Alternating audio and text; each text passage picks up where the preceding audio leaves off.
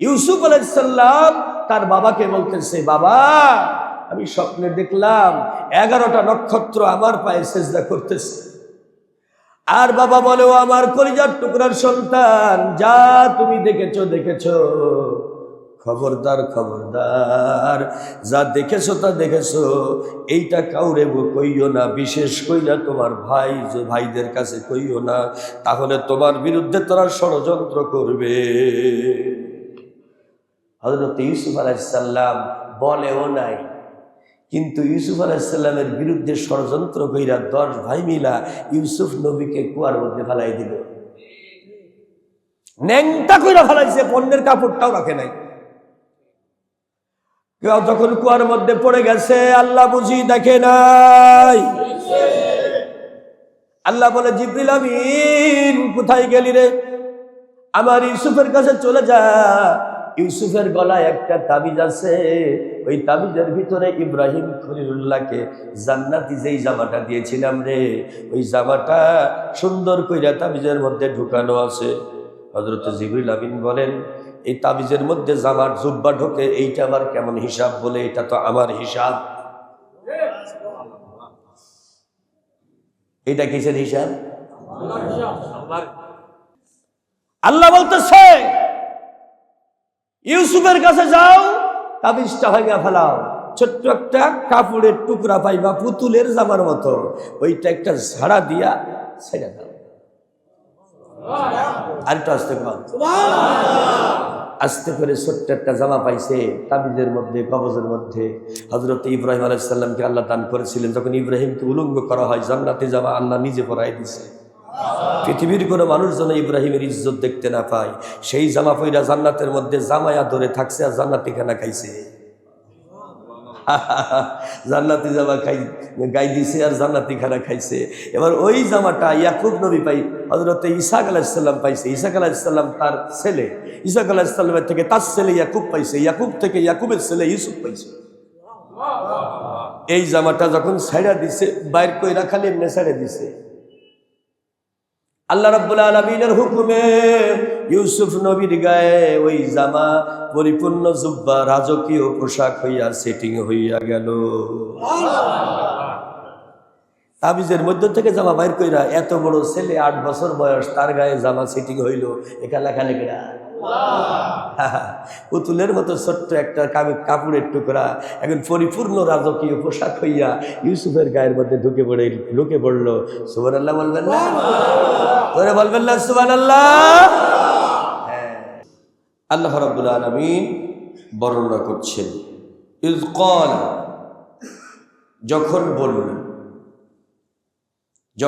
বললেন ইউসুফ, হযরত ইউসুফ আলাইহিস সালাতু ওয়াস সালাম, লি আবিহি, তার বাবাকে, বাবার উদ্দেশ্যে বললেন, ইয়া আবি, হে আমার পিতা, ইন্নী, নিশ্চয়, রাআইতু, স্বপ্নে দেখলাম,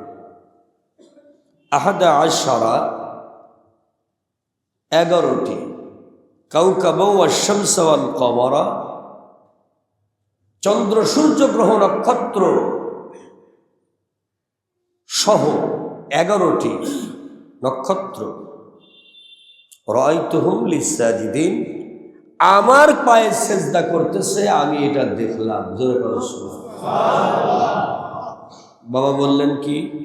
ক্বালা ইয়া বুনাইয়া, হে আমার আদরের সন্তান, বুনাইয়া মানে আদরের সন্তান, লা তাকসুস, খবরদার এই কথাটা অন্য কারোর কাছে বলো না, গল্পটা, রুইয়াকা, তোমার এই স্বপ্নের কথা কাউকে বলো না, বিশেষ করে আলা ইখওয়াত, তোমার যে ভাই আছে এই ভাইগুলোর কাছে বলো না, ভাইগুলোর কাছে বলো না। কি জন্য? ফায়াকিদু লাকা কাইদা, যদি ভাইদের কাছে এই কথাগুলো বলো তাহলে তোমার বিরুদ্ধে তারা ষড়যন্ত্র করবে। তাহলে আপন ভাইয়ের বিরুদ্ধে ষড়যন্ত্র করে, এইটা কোরআন দ্বারা সাব্যস্ত। জোরে বলেন ঠিক কিনা? ইন্না শাইতান, নিশ্চয় শয়তান, লিল ইনসানি, মানুষের জন্য, গোটা মানব জাতির জন্য, আদুউম মুবিন, প্রকাশ্য দুশমন। এখন কথা হলো শয়তান কারা? এক কথায় উত্তর হলো শয়তানি করে যারা। কথা বল না, হ্যাঁ? ব্যবসায়ী কারা? ব্যবসা করে যারা। দোকানদার কারা? দোকানদারি করে যারা, এটার নাম দোকানদার। শয়তান কারা? শয়তানি করে যারা। শয়তানের কাজ কি? ভালো কাজ করা, তাই না? 5 ওয়াক্ত নামাজ পড়া, রমজান মাসে রোজা রাখা, মিথ্যা কথা না বলা, এগুলো সব শয়তানের কাজ না ইমানদারের কাজ? নামাজিদের কাজ। চিটারি, বাটওয়ারি, প্রতারণা, জালিয়াতি, অন্যায়, অপকর্ম, দুর্নীতি, শয়তানি, এগুলো হলো শয়তান। এখন নষ্টমী, দুষ্টমী, চক্রান্ত, এইগুলো কি মুমিন করে না শয়তান করে? তাহলে শয়তান তো কেউ একটা শয়তান আছে অরিজিনাল, এটা আজাজিল। আল্লাহর হুকুমকে অমান্য করে শয়তান হয়েছে। এ ছিল মুআল্লিমুল মালাইকা, ফেরেশতাদের শিক্ষক। এত সম্মান, এত মর্যাদা, জ্ঞানের দাপটে শেষ পর্যন্ত আল্লাহর কথাকেও কাউন্টার দিতেছে। আল্লাহ কয় সেজদা দাও, ফাসাজাদু ইল্লা ইবলিস, ইবলিস ছাড়া আর কেউ সেজদা বাকি রইল না। সবাই সেজদা দিল, ইবলিসই দিল না। আর একবার বলেন ঠিক কিনা? তাহলে আল্লাহর হুকুমে সেজদা না দেওয়া ইবলিসের কাজ। জোরে বলেন ঠিক কিনা? আল্লাহ বলছেন ওয়াসজুদ ওয়াকতারিব, তুমি সেজদা দাও, আমার নৈকট্য লাভ করো। ওয়ারকাউ মা'আর রাকিঈন, রুকুকারীদের সঙ্গে রুকু করো, সেজদাকারীদের সঙ্গে সেজদা করো, আমার নৈকট্য লাভ করো। আর শয়তান সেজদা দিতে নিষেধ করে। আরেকবার বলেন ঠিক কিনা? আবার আমাদের দেশে 60 পারার গ্রুপ আছে, তারা 30 পারা কোরআন মানে না, আরো 60 পারা যোগ করে 90 পারা মানে। গাঁজা খাই, 5 ওয়াক্ত নামাজ পড়ে না 1 ওয়াক্ত। এই শয়তানগুলো কয় সেজদার মতো সেজদা রে ভাই, একটা দিলেই হয়। তাহলে আল্লাহ সেজদা দিতে বলছে, প্রতিদিন ফরজ কইরা দিছে 5 ওয়াক্ত সালাত, 5 টাইমস প্রেয়ার। 5 ওয়াক্ত সালাতে সেজদা দিতে বলছে, প্রতি রাকাতে 2টা কইরা। ফজরের সময় অন্তত ফরজ কয়টা সেজদা? 4টা। জোরের সময় 8টা, আসরের সময় 8টা। তাহলে কইল কত হইল? কত কইল? 10টা সেজদা। এবার মাগরিবের সময় 3টা, কত হইল? কত কয়টা? 13টা। ঈশার সময় কত হইল? তাহলে 17টা সেজদা। 17টা সেজদা আল্লাহ প্রতিদিন ফরজ করে দিছে। ট্রাই টু আন্ডারস্ট্যান্ড, বোঝার চেষ্টা করুন। প্রতিদিন আল্লাহ 17টা সেজদা ফরজ করছে আপনার উপরে। জোরে বলবেন আল্লাহু আকবার। আর এর সাথে 3 রাকাত ওয়াজিব যদি ধরেন, তাহলে কত হইল? না, 3 রাকাতে আরো 6টা আছে। কত হইল? 23টা। আমার নবুয়ত, রসুলের নবুয়তের জিন্দেগি কত বছর? 23 বছর। রসুলের উম্মত হইছে নবুয়তের 23 বছরের নবুয়তের জিন্দেগি। আল্লাহ হিসাব করে 23টা সেজদা আপনার জন্য ফরজ করছে। সুবহানাল্লাহ বলবেন না? অপরিহার্য করছে, এটা দিতে হবে। ওয়াজিব না পড়লে, বেতন নামাজ না পড়লে গুনাহ হবে না? গুনাহ হবে। তাহলে আপনি হিসাব করে দেখেন, 23টা সেজদা 24 ঘন্টায় আল্লাহ চায়।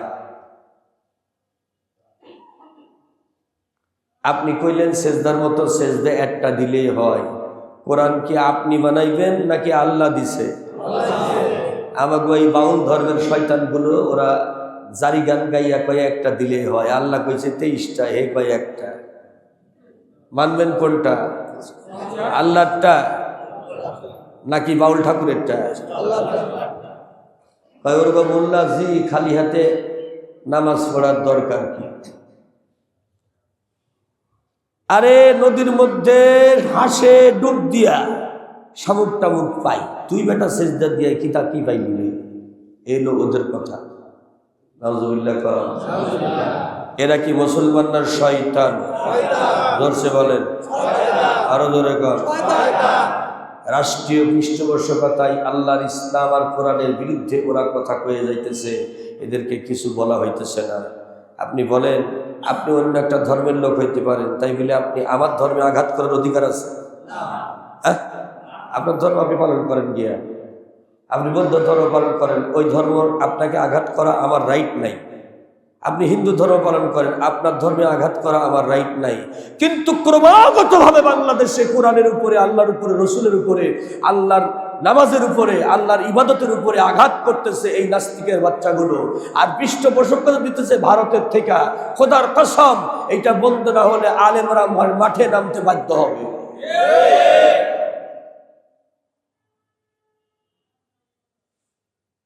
কয় যেই মুর্শিদ সেই তো রাসূল, তাহাতে নাই কোনো ভুল, খোদাও সে হয়।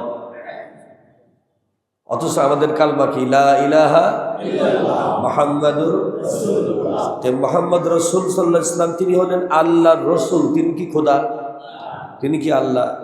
এই কথা বললে ঈমান থাকবে? যদি কেউ বলে সে কি মুসলমান না কাফের?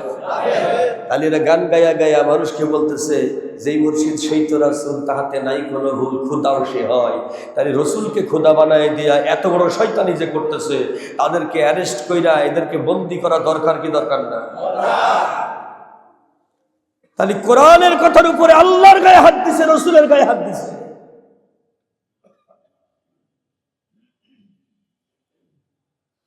আজকে এই কথাগুলো বলতে বাধ্য হচ্ছে এই জন্য, আমাকে একজন টেলিফোন করে বলতেছে, হুজুর আপনি তো তাফসীর করতেছেন, মুফাসসিরদের মধ্যে আপনার নামটা বারবার উচ্চারিত হয়, সারা বাংলাদেশে আপনি তাফসীর করে বেড়াইতেছেন। গতকালকে আমি ভোলাতে গেছি মাহফিলে, সেখানে আমাকে আসার পথে একজন তাফসীর শোনার পরে আমাকে ফোন দিয়ে কয়, হুজুর হুজুরদের কথা মতো এই যে বাউলদের ধইরা ধইরা জেলখানায় ঢুকাইতেছে, এর কারণটা কি? কারণটা কি? সামনে আইসা বয়, তারপরে বুঝবি। তাহলে আল্লাহকে রসুল বানাই দিতেছে, হইল? বলেন। আবার বলতেছে লালন এই কথা কয় না, এই কথা কোরআনে কয়। কোরআনে বলে লেখা আছে মুহাম্মদ সাল্লাল্লাহু আলাইহি ওয়াসাল্লাম বলে আল্লাহ। তাইলে মানুষের ইমানকে নষ্ট করে দিচ্ছে যারা, তারা কি মুসলমান না শয়তান? আরো ধরে বলেন। তাহলে আমার ধর্মের উপরে আঘাত করার অধিকার কারো আছে? নাই। তোমার ধর্ম তুই পালন করো, লাকুম দীনুকুম ওয়ালিয়া দীন। তোমার দিন তোমার কাছে, আমার দিন আমার কাছে, কিন্তু তুমি আমার দিনের গায়ে আঘাত করতে পারবে না। আল্লাহর হাবিব বলেন সাহাবারা রে, খবরদার খবরদার খবরদার, যারা মূর্তি পূজারী ওদের মূর্তির গায়ে তোমরা গালাগালি করো না, মূর্তির নাম ধরে গালাগালি করো না, তাহলে ওরা উল্টা কইরা তোমার আল্লাহকে গালাগালি করবে। এজন্য মূর্তি ভাঙার জন্য আমি আসছি ঠিকই, সময় হইলে ভাঙবো। বুইস্তু লিকাসরিল আসনাম, টাইম হইলে মূর্তি সরাইয়া দিব। ধরে বলেন, তাই নাই? মক্কা বিজয়ের পরে আল্লাহ রসুল শুকনো একটা খেজুরের ডাল নিয়া আল্লাহর কাবা ঘরের দরজা খুললেন। ওসমান ইবনে তালহা কাবা ঘরের চাবি রক্ষক, আল্লাহর নবী 2 বছর আগে আসছিল হজ করার জন্য, তখন চাইছিল আল্লাহর বান্দা ওসমান ইবনে তালহা মক্কার কাবা ঘরের চাবিটা একটু দাও, ভিতরে ঢুইকা দেখি।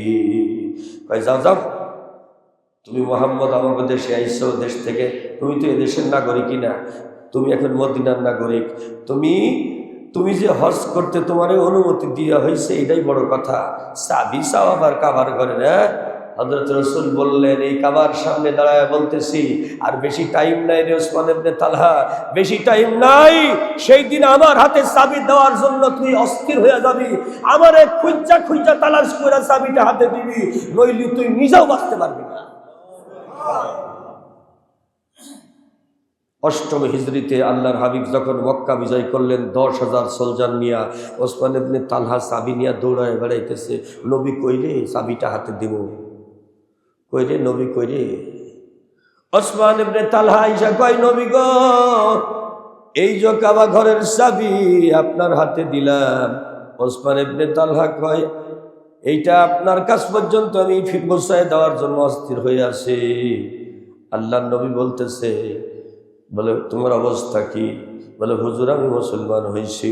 কই মুসলমান না হলে আজকের দিনে তুমি আমার পর্যন্ত আসতে পারতে না, তোমার কাল্লাটা দেহের সঙ্গে থাকতো না। চাবি কি করছো? ভাই চাবি আপনার দেওয়ার জন্য নিয়ে আইছি। আল্লাহর নবী চাবিটা হাতে নিলেন আর বললেন, ওসমান ইবনে তালহা, আজকে তুমি মুসলমান হইছো বলে আমার পর্যন্ত আসতে পারছো, নইলে আলীর তরবারি তোমার কাল্লাটা 2 ভাগ অনেক আগেই করে ফেলাইতো। আলীর তরবারি তোমার মাথাটা 2 ভাগ করে ফেলাইতো। কাবা ঘরের চাবি নিলাম, আবার তুমি যে ইসলাম কবুল করছো ওজন তোমার হাতেই দিলাম। হে সাহাবারা, মৃত্যু পর্যন্ত নয়, কিয়ামত পর্যন্ত ওসমান ইবনে তালহার হাতে কাবা ঘরের চাবি থাকবে, বংশ পরম্পরায় তোমরা কেউ নিবা না। আর একবার কোন সুবহানাল্লাহ। ওসমান ইবনে তালহারে কইল, তোমার সম্মান তোমারে ফিরাইয়া দিলাম, যেহেতু তুমি ঈমান আনছো, ঈমানের বদৌলতে তোমাকে আমি এই সম্মান উপহার দিলাম। যাও, আজও পর্যন্ত ওসমান ইবনে তালহার বংশধরের হাতে কাবা শরীফের চাবি আছে।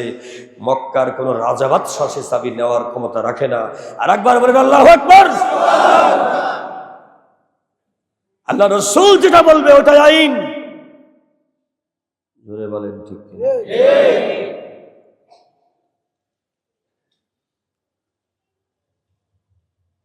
কাবা শরীফের যেই জায়গায়, মসজিদের যে এরিয়ায় সেজদা হয়,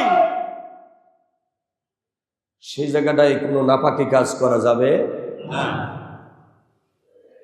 হজ করতে গেছেন কাবা শরীফের সামনে, ওই জায়গায় আপনি একটা পিঁপড়া মারতে পারবেন না, মারা নিষেধ। কারণ এটা হারাম। হেরেম মানে কি? ওখানে কাউকে হত্যা করা হারাম।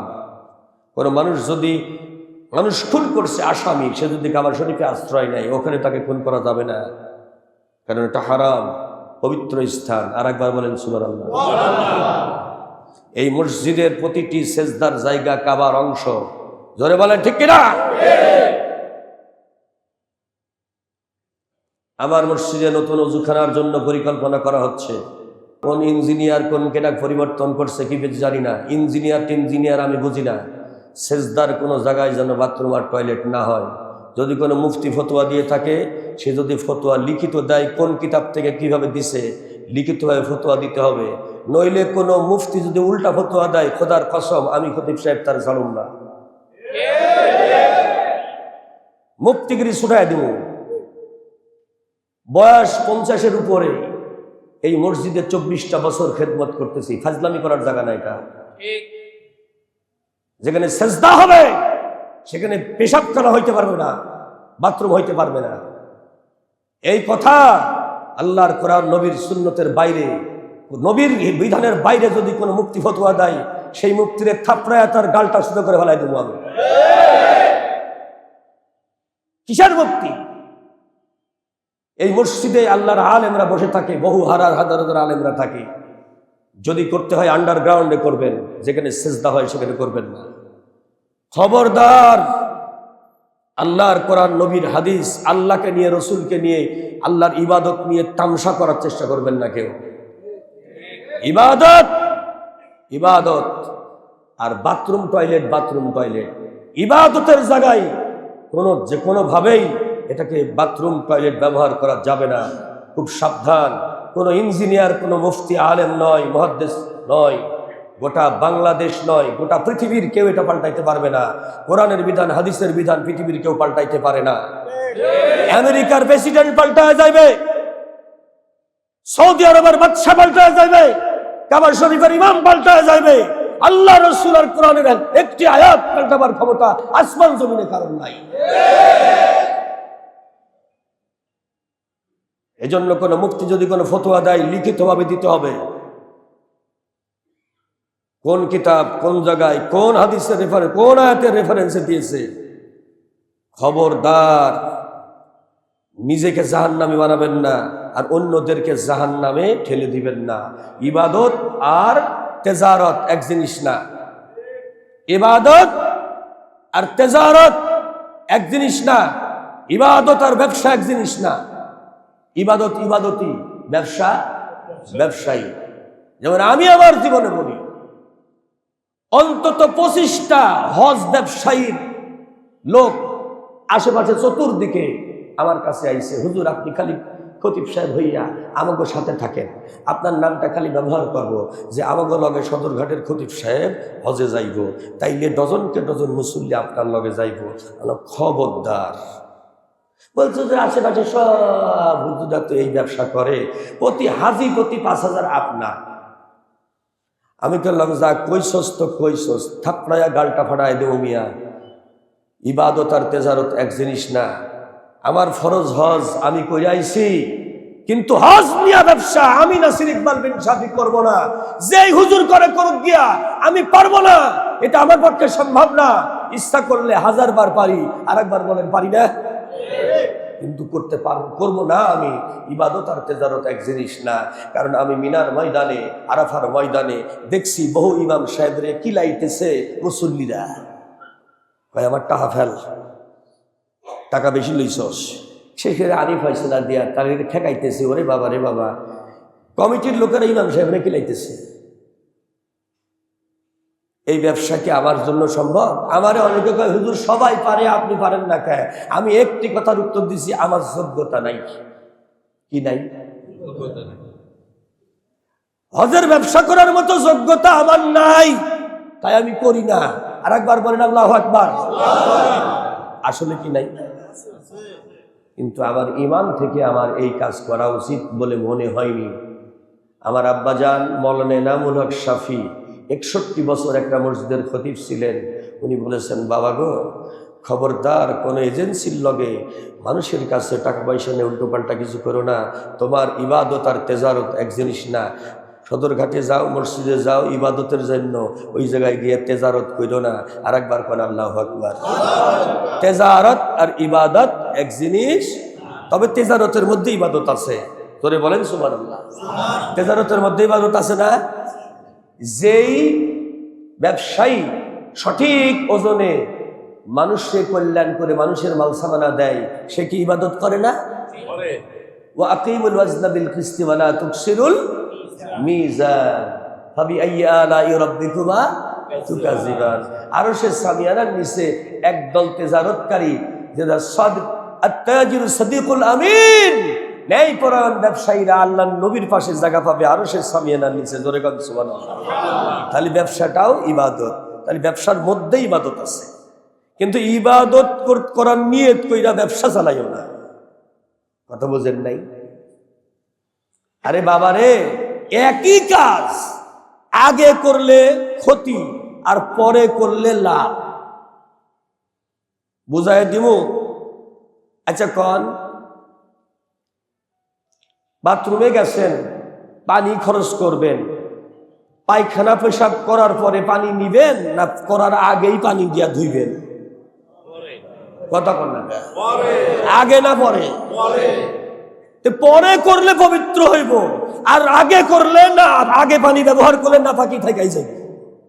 কথা কন না, তাইলে নিয়ম আছে না? আগে করবেন কোনটা, পরে করবেন কোনটা? আপনি পোশাক পরছেন, আপনার জাঙ্গিয়ার নিচে, পায়জামার নিচে হাফ প্যান্ট আছে না? এই হাফ প্যান্টটা কি আপনি যদি আপনার পায়জামাটার উপর দিয়া যদি হাফ প্যান্ট পরেন, পরছেন জাগা মতোই, কিন্তু আগেরটা যদি পরে পরেন আর পরেরটা যদি আগে পরেন, পায়জামাটা পইরা লই, এরপর দিয়ে হাফ প্যান্টটা পইরা লই, এই ঢয়ে যদি সদরঘাটে ঘোরেন, জনগণ আপনারা কইব যে আপনার মাথার তার ঠিক আছে। এই কথা কয় না রে, পড়ছে তো জায়গা মতোই, যেখানে পড়া লাগে ওই জায়গায় পড়ছে, কিন্তু আগেরটা পরে পড়ছে আর পরেরটা আগে পড়ছে। পায়জামাটা পড়ছে আগে আর হাফ প্যান্টটা পড়ছে তার উপর দিয়া। এইবার মসজিদের গেটে এসে যদি কয় আমি এম এ পাস, সবাই আমার কথা শোনো, আমি গ্রাজুয়েট, লোকে কইবে বুঝছি তুমি যে কত এম এ পাস, কারণ তুমি পায়জামার উপর দিয়ে হাফ প্যান্ট পরছো, তুমি যে কত পাস তা তো আমরা বুঝে হেলাইছি। এ কথা কয় না রে, তুমি যে কি পাস, তোমার পাপ নাই, অতি তাড়াতাড়ি জরুরি ভিত্তিতে হাত পা বাইদ্যা পাঠানো লাগবে। কথা বল না কেন?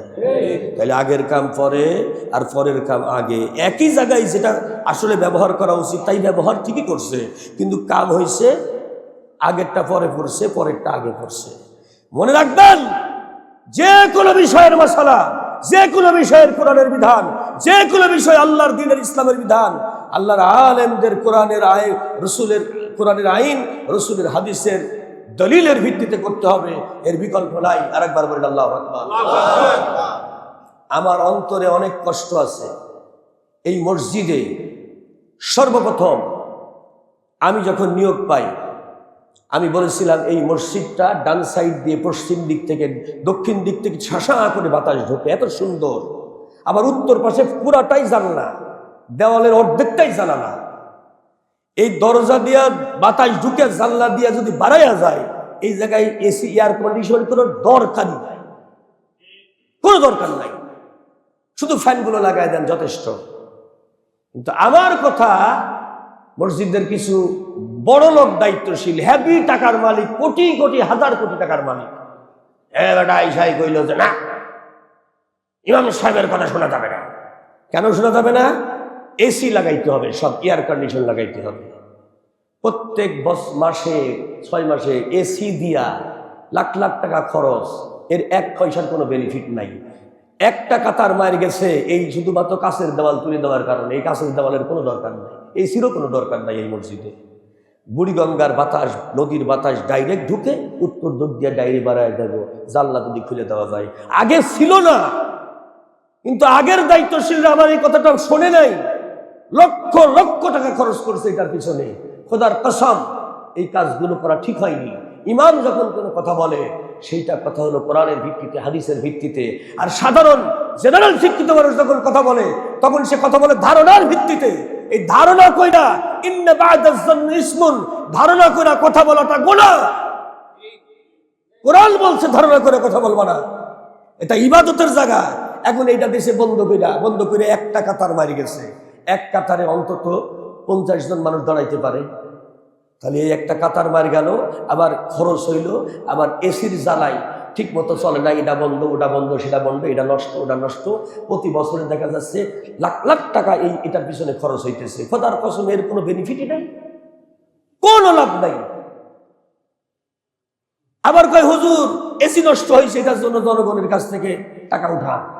নো, শুরুতেই আমি নিষেধ করছিলাম, আমার কথা শুনে নাই। মনে রাখবেন, আমি দুনিয়াতে থাকবো না, আপনিও দুনিয়াতে থাকবেন না। আল্লাহ রাব্বুল আলামিনের এই কোরআন আর এই মসজিদের 10টি টাকা যদি অপচয় হয়, তাহলে কিয়ামতের ময়দানে প্রত্যেককে, আমাকে, আপনাকে জবাবদিহি করতে হবে। ইন্নাল মুবাজ্জিরিনা কানু ইখওয়ানিশ শায়াতিন, নিশ্চয় অপচয়কারী হলো শয়তানের ভাই। এই কথা আমি বলছি? কে বলছে? কোরআন বলছে অপচয়কারী শয়তানের ভাই। খবরদার, অপচয় হয় এমন কাজ করা যাবে না। আমার ছেলে আমার পাঞ্জাবিটা ধইরা বলতেছে যে আব্বা, আপনার পাঞ্জাবির হাতার সেলাই খুলে গেছে, এই জায়গাটা তো পুরান হয়ে গেছে, 7-8 বছর হয়ে গেছে পাঞ্জাবিটা, তারপরও আপনি এটা গাই দেন কেন? বললাম, বাবা তুমি ইঞ্জিনিয়ার হইছ, তুমি ইঞ্জিনিয়ার হইছ, এখন আমার এই পোশাক দেখা তোমার মনে হয়েছে একটু দামি পোশাক আমার পরা দরকার। যদি আমি দামি দামি পোশাক পরা যদি ফুর্তি করতাম, তোমার মতো ফুলারে আমি ইঞ্জিনিয়ার বানাইতে পারতাম না। অপচয় করছি না, করবো না, চলছে তো এখনো, অসুবিধা কি? আলহামদুলিল্লাহ, যেদিন চলবে না সেদিন ফালায় দেব। আর একবার কবি সুবহানাল্লাহ, যেদিন চলবে না সেদিন ফালায় দেব, দরকার হইলে তালি দিব, অসুবিধা নাই, কিন্তু অপচয় আমি পছন্দ করি না। আর একবার বলেন আল্লাহু আকবার। খুব খেয়াল রাখবেন, ইবাদত আর তেজারত এক জিনিস নয়। কোনোভাবেই আল্লাহর ঘরে যেমন অবারিতভাবে মানুষ দান করে নিয়ত কইরা, তার প্রত্যেকটা অর্থ, প্রতিটি পায় কোনোভাবেই যেন অপচয় না হয়, ওই দিকটা খেয়াল রাখতে হবে। আপনার পথ কি ওইটা আমার দেখার দরকার নাই, কিন্তু আমি বিপদ দেখতে পাইতেছি যে যদি একটা পয়সা অপচয় হয় খোদার কসম আপনি জাহান্নামে যাবেন, আপনার ইবাদত বাতিল। আপনি কমিটির কে হন বা সাধারণ মুসল্লি হন বা বড় ব্যবসায়ী হন, কোটিপতি হন, আমি প্রাইম মিনিস্টার হন, তাতে আল্লাহর আলেমের কিছু যায় আসে না। আল্লাহর কোরআনের আলেমের সামনে যেটা আসবে আলেম সেটা বলেই দেবে, সেটা আপনাকে মানবেন না মানবেন আপনার ব্যক্তিগত ব্যাপার, কিন্তু ধরা খাইলে কিচ্ছু করতে পারবেন না। কারণ কোরআন বলছে ফাযাক্কির ইন্নামা আনতা মুযাক্কিরুন লাস্তা আলাইহিম বিমুসাইতিরিন ইল্লা মান তাওয়াল্লা ওয়া কাফার। হে নবী, আপনি উপদেশদাতা, উপদেশ দিয়ে যান। পৃথিবীর কেউ মানবে কি মানবে না ওটা আমি আল্লাহ দেখব। যারা আমার বিধানকে অস্বীকার করে তারা কখনোই আল্লাহর নবীর কথা মানবে না। আপনি উপদেশ দিয়ে যান, মানা না মানা তার ব্যাপার, আর হিসাব ফাইনাল করব আমি আল্লাহ। আর একবার বলেন আল্লাহু আকবার। মনে রাখবেন আল্লাহ পাক রব্বুল আলামিন এই পৃথিবীতে শিক্ষা নেওয়ার জন্য বলতেছে। হযরতে ইউসুফ আলাইহিস সালাম তার বাবাকে বলতেছে, বাবা আমি স্বপ্নে দেখলাম 11টা নক্ষত্র আমার পায়ে সিজদা করতেছে। আর বাবা বলে, ও আমার কলিজার টুকরার সন্তান, যা তুমি দেখেছো দেখেছো, খবরদার খবরদার, যা দেখেছো তা দেখেছো এইটা কাউরে কইও না, বিশেষ কইরা তোমার ভাইদের কাছে কইও না, তাহলে তোমার বিরুদ্ধে তারা ষড়যন্ত্র করবে। হযরত ইউসুফ আলাইহিস সালাম বলেও নাই, কিন্তু ইউসুফ আলাইহিস সালামের বিরুদ্ধে ষড়যন্ত্র কইরা 10 ভাই মিলা ইউসুফ নবীকে কুয়ার মধ্যে ফেলাই দিল। ন্যাংটা কইরা ফেলাইছে, পণ্যের কাপড়টাও রাখে নাই। যখন কুয়ার মধ্যে পড়ে গেছে আল্লাহ বুঝি দেখে নাই। আল্লাহ বলে, জিবরিল আমিন কোথায় গেলি রে? আমার ইউসুফের কাছে চলে যা। ইউসুফের গলায় একটা তাবিজ আছে, ওই তাবিজের ভিতরে ইব্রাহিম খলিলুল্লাহকে জান্নাতি যেই জামাটা দিয়েছিলাম রে, ওই জামাটা সুন্দর কইরা তাবিজের মধ্যে ঢুকানো আছে। হযরত জিবরিল আমিন বলেন, এই তাবিজের মধ্যে জামার জুব্বা ঢোকে, এইটা আবার কেমন হিসাব? বলে, এটা তো আমার হিসাব। এটা কিসের হিসাব?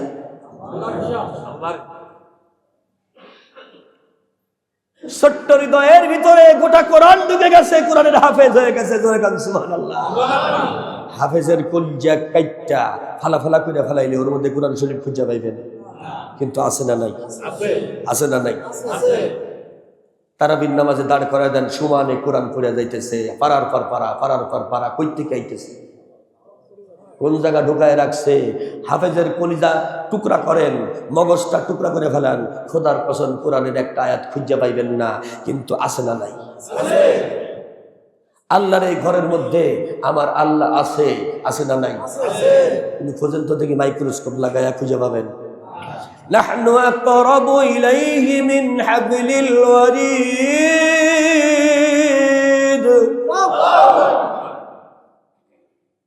আমি আল্লাহ তোমার সাহারগ, যেই রগের উপরে তোমার মাথাটা ব্রেনটা দাঁড়ায় আছে, সেই সাহারগের চাইতেও কাছে আছে। তাইলে আল্লাহ এখানে নাই? খুঁজে পাইবেন? যে ক্যামেরা ভিডিও করতেছে এর মধ্যে পাইবেন? ক্যামেরাম্যান যদি চতুর্দিকে ক্যামেরা ঘুরাইয়া দেখায় তাহলে পাইবো আল্লাহ রে? আল্লাহ পাক রব্বুল আলামিন আছে। বাতাস আছে না নাই? দেখছেন আপনি? কিন্তু এমন করেন না বাতাস লাগবে, তাহলে বাতাস লাগতেছে না, আছে। মনে রাখবেন, আপনি যা চোখে দেখেন সেটাই সঠিক তা নয়, আপনি যা ভাবেন সেটাই সঠিক তা নয়।